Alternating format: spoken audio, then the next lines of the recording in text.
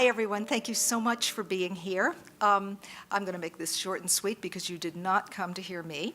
I'm Dorothy Chansky, the director of the Humanities Center at Texas Tech, and it is my great pleasure to introduce tonight's speaker, Ruth Reichl, who probably needs no introduction. So again, it'll be very brief.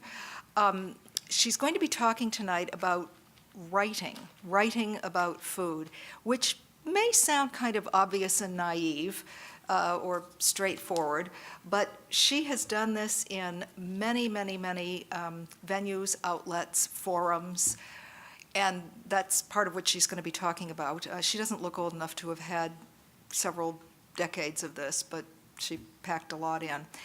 Many of you know her as a judge on Bravo's Top Chef Masters, and some of us who are of the over 35 persuasion remember her as a food and restaurant critic for the New York Times, and some of us from the West Coast may remember her as a food and restaurant critic from the Los Angeles Times, and those of us from around the world who subscribe to Gourmet Magazine remember her as an editor of Gourmet Magazine for a long time.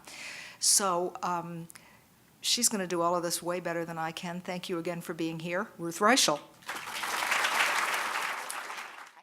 6 months later, my editor came in rather sheepishly to say that he had been to a party the night before and a Supreme Court justice had told him that the food section had become his favorite part of the paper.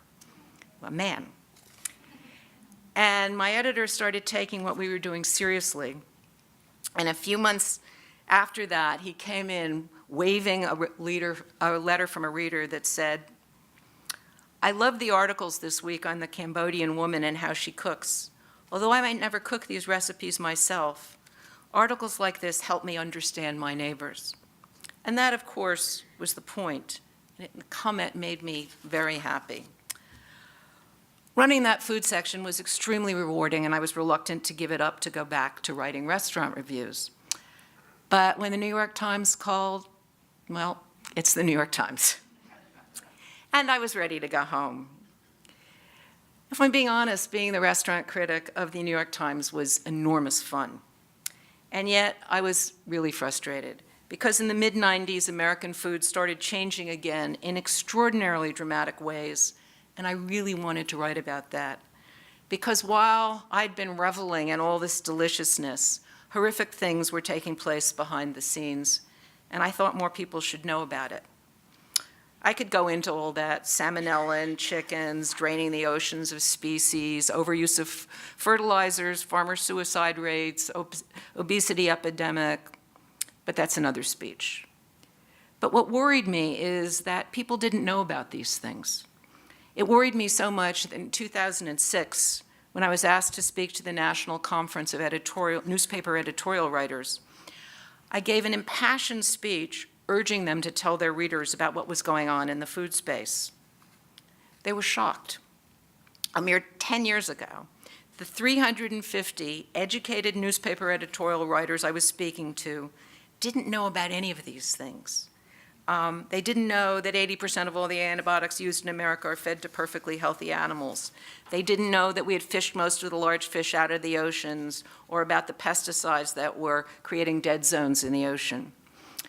I ended the speech by saying this: but unlike so much in the world that we are powerless to change, this is something that we can actually have an impact upon.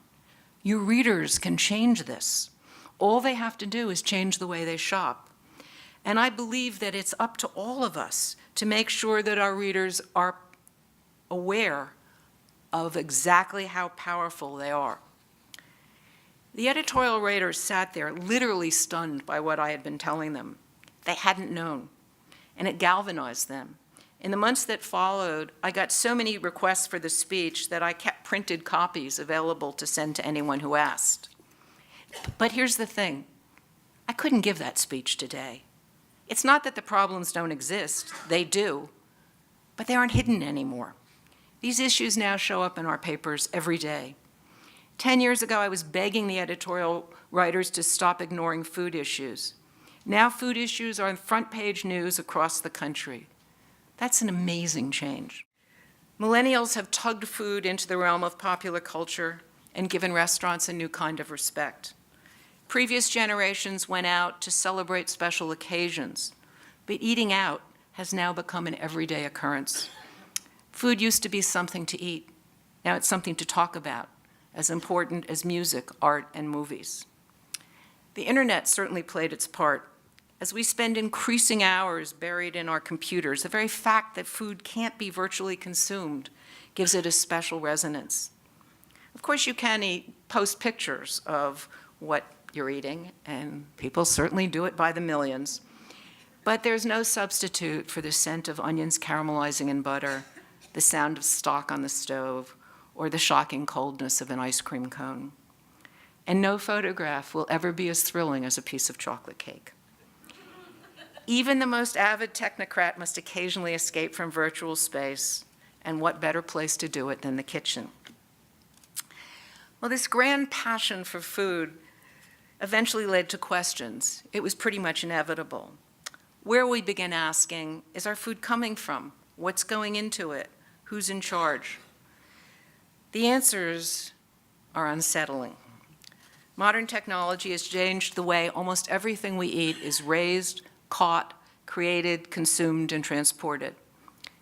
These days, it's almost impossible to ignore the fact that this has reshaped not only our bodies, but also our communities and the way we relate to each other. Food, in a very real sense, is redesigning the world. Thank you.